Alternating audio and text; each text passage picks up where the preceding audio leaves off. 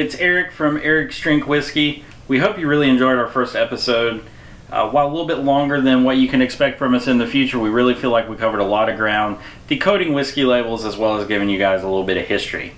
What we're going to try to do for you going forward is 2 episodes a month.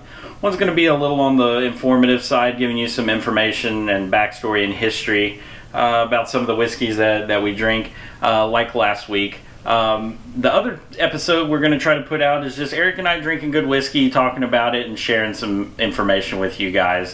Real informal and a little more of a chat. In between, what we're going to try to do is release these miniature episodes with just Eric or me talking about a particular bottle we enjoy, or actually going out and visiting with some of the fine folks out there in the world of whiskey. So tonight, I've got the honor of doing our very first mini episode, stepping out from around the desk, talking to you guys right here from my home bar to share with you a little bit about this bottle that I really enjoy. So I'm a huge fan of craft whiskey. In the distilled spirit world, craft means that the distillery really is not owned by anyone else. So labels like Jim Beam, Woodford Reserve, Buffalo Trace, all those operate under a parent company.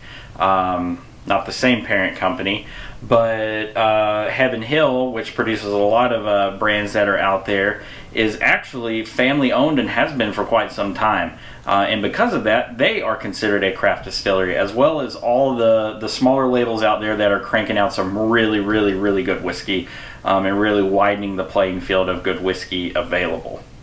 Now, in addition to loving craft whiskey, I love local whiskey. I'm a big fan of eat local, drink local. It really started with my love of craft beer and my wife and I traveling, trying to hit up all the local restaurants to see what they had on tap that was brewed nearby, visiting local breweries whenever we could.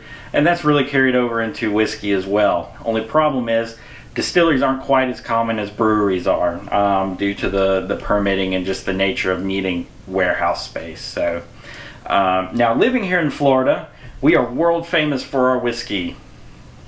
Okay, that's not true.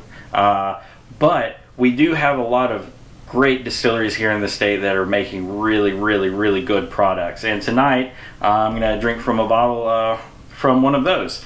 This is St. Augustine Distillery's Single Barrel Select. This was bottled specifically for Total Wine.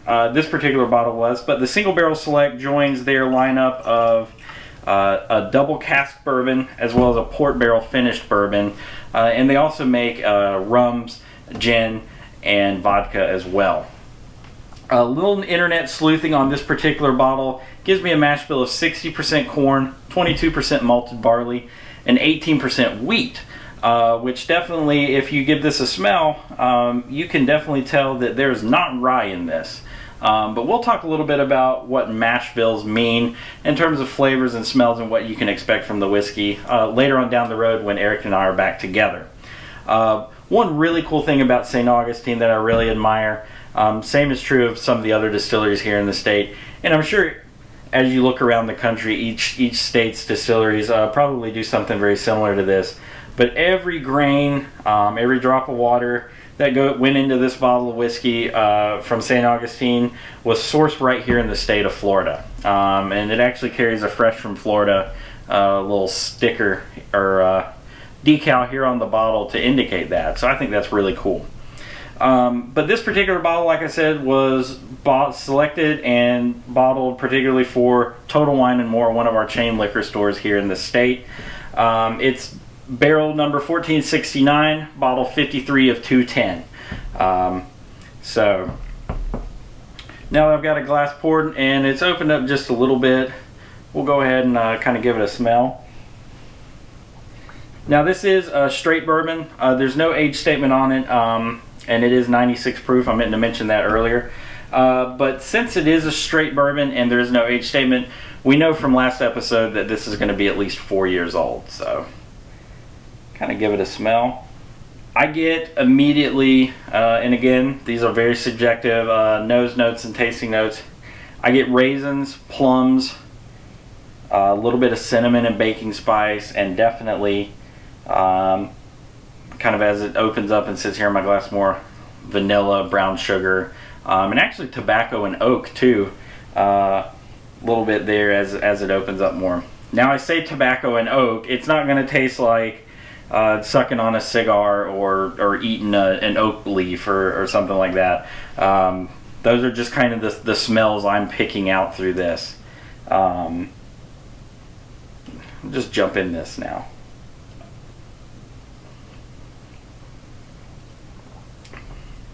It's really good. You can definitely tell drinking it as you get into whiskey. You can almost tell just by how it feels in your mouth if it's a wheated whiskey versus a non-wheated whiskey. It's just a very unique mouthfeel. Those raisin, that really powerful raisin flavor comes through for me again.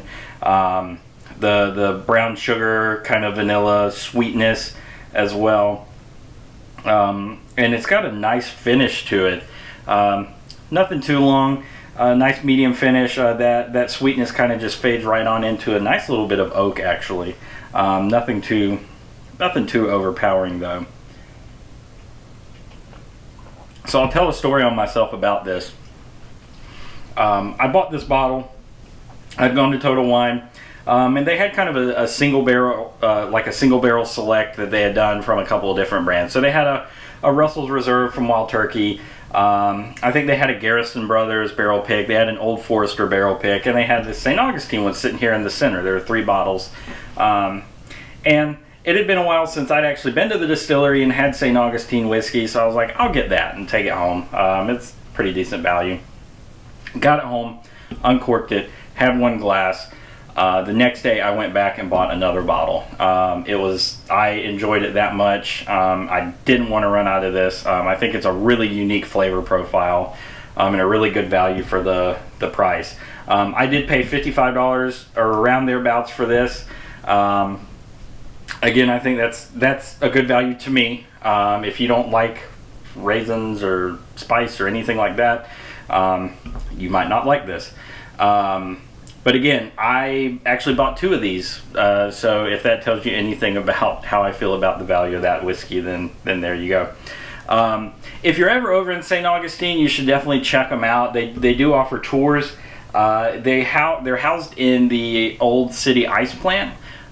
It's actually a really cool old building. They've maintained a lot of kind of the aesthetic of that old ice plant, as well as adding their own flair with some artifacts that are a tribute to the agricultural origins of the spirits that they produce.